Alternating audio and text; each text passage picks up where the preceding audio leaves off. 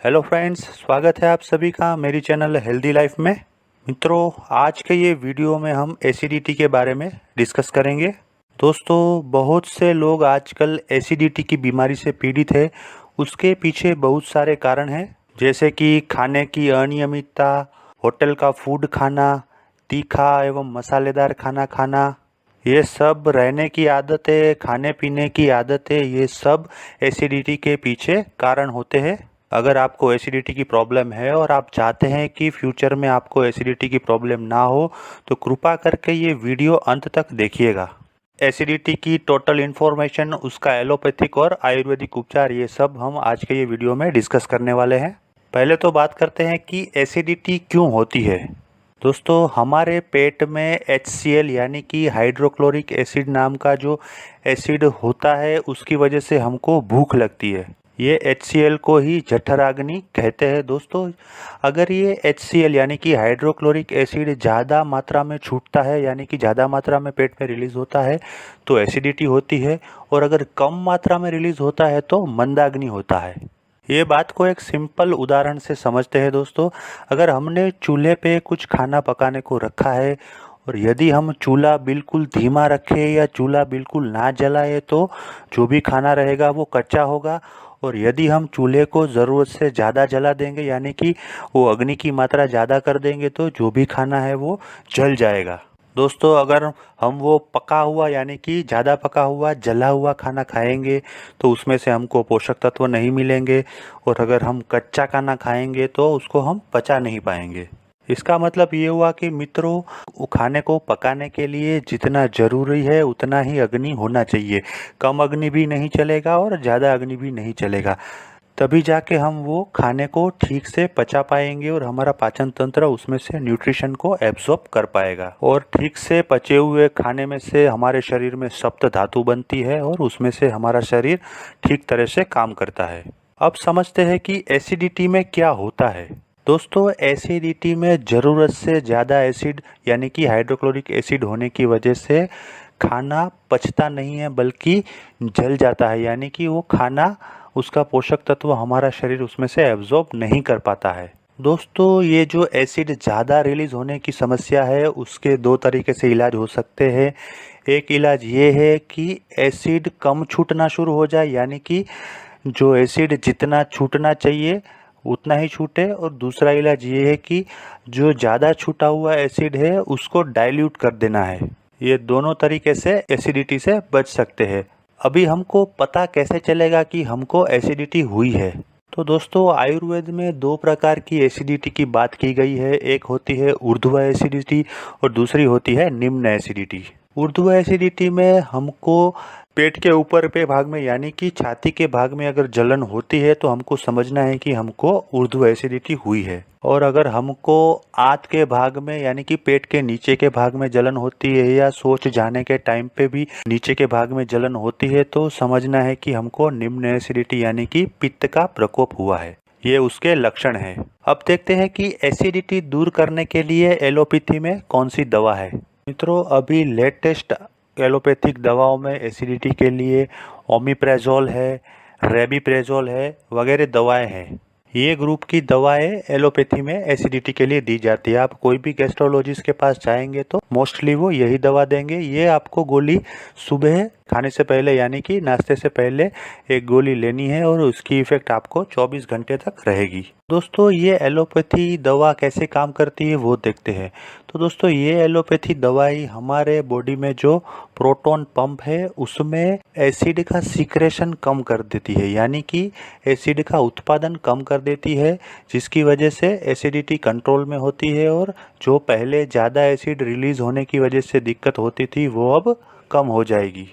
और एसिड एकदम योग्य मात्रा में रिलीज होने से हमारी जो छाती के भाग में जलन और पेट के नीचे के भाग में जलन की समस्याएं होती थी वो दूर हो जाएगी और हमारा खाना एकदम ठीक तरीके से पच जाएगा। तो दोस्तों, ये थी एसिडिटी की एलोपैथिक दवाई के बारे में जानकारी। लेकिन हम सब जानते हैं दोस्तों कि एलोपैथी की कोई भी दवा हो, अगर वो लॉन्ग टर्म के लिए लेंगे, 2 साल 3 साल 5 साल के लिए लेंगे, तो उसकी कोई ना कोई साइड इफ़ेक्ट होती है। इसके विपरीत आयुर्वेद में जो एसिडिटी की दवाई बताई गई है उसकी कोई साइड इफ़ेक्ट नहीं है, ज़ीरो साइड इफ़ेक्ट है। मित्रों, अगर आपको आयुर्वेद में जाना है तो एसिडिटी के लिए आपको आयुर्वेद की दुकान में अविपत्ति करी चूर्ण मिलेगा। ये चूर्ण आप एसिडिटी के लिए ले सकते हैं। दोस्तों, ये अविपत्ति करी चूर्ण आपको सुबह ठंडे पानी के साथ नाश्ते से पहले और शाम के टाइम पे खाने से पहले 1 चम्मच ठंडे पानी के साथ खाना है। ये चूर्ण आपको खाने से 1 घंटे पहले लेना है। दोस्तों, और एक उपाय आपको मैं बताता हूँ। दोस्तों, रात को एक बाउल में हमको 8 से 10 पीस सूखी द्राक्ष यानी किशमिश बोल सकते हैं, और अगर उसमें भी काली किशमिश मिले तो वो सबसे बढ़िया है, उसको भिगो देना है। ये द्राक्ष को पूरी रात पानी में भीगने दीजिए। सुबह वो द्राक्ष पानी पी के फूल जाएगी तो हमको क्या करना है, वो द्राक्ष को हाथ से मसल के एकदम उसमें से रस निकाल देना है और वो पानी को एक छलनी से छल लेना है और उसके बाद वो पानी पी लेना है। या फिर आप वो द्राक्ष को चबा के खा सकते हैं और उसके बाद वो पानी भी पी जाना है।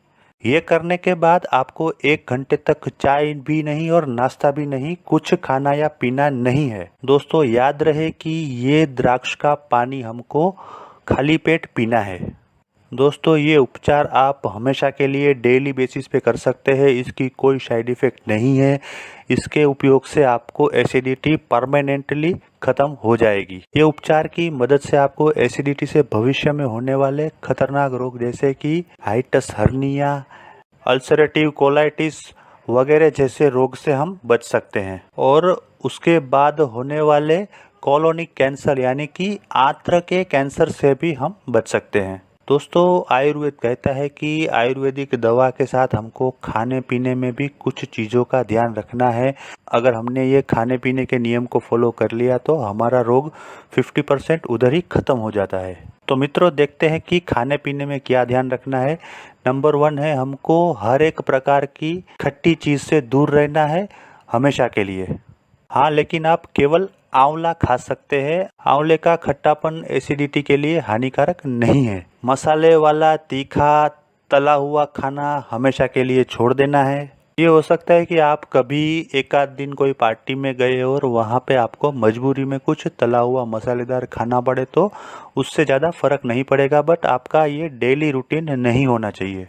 नंबर 3, कभी भी पेट पूरा भर के खाना नहीं खाना है। हमेशा थोड़ा सा भूखा रहना है और दिन में 3 से 4 बार थोड़ा थोड़ा करके खाना खाना है। 4-4 घंटे के डिस्टेंस पे हम थोड़ा थोड़ा खाना खा सकते हैं। दूसरा, हम जो पहले ही बता चुके हैं अपने लास्ट वाले वीडियो में कि खाने के तुरंत बाद कभी भी पानी नहीं पीना है। मिनिमम 1 घंटे के बाद ही हमको पानी पीना है। उसके बाद दोस्तों, और एक नियम ये है कि खाना खाने के तुरंत बाद हमको सोना नहीं है। खाने के बाद या तो आप वज्रासन में बैठ सकते हैं या 20 मिनट के लिए वाम कुक्षी कर सकते हैं। दोस्तों, वाम कुक्षी का मतलब है लेफ्ट साइड करवट लेके रेस्ट करना। दोस्तों, ये जो नियम सब बताए गए हैं ये सब आपको फॉलो करना है आजीवन। ये नियम आपको याद रखना है और डेली लाइफ में उसको फॉलो करना है। लास्ट में एक सबसे इम्पोर्टेंट बात दोस्तों, कि एसिडिटी वाले लोगों के लिए उपवास एक जहर समान है। आयुर्वेद में महर्षि चरक ने बताया है कि एसिडिटी वाले लोगों को कभी भी उपवास नहीं करना है, क्योंकि अगर आपको एसिडिटी है और आप उस पर उपवास करके भूखे रहेंगे तो आपकी बॉडी में, आपके पेट में और ज़्यादा एसिड छूटेगा और वो एसिड उसके भयंकर परिणाम आपको दिखा सकता है। दोस्तों, बहुत से लोगों को ये गलतफहमी है कि एसिडिटी के टाइम पे फ्रिज में से ठंडा दूध निकाल के पीने से एसिडिटी ख़त्म हो जाती है। दोस्तों, मगर ये चीज़ बिल्कुल गलत है।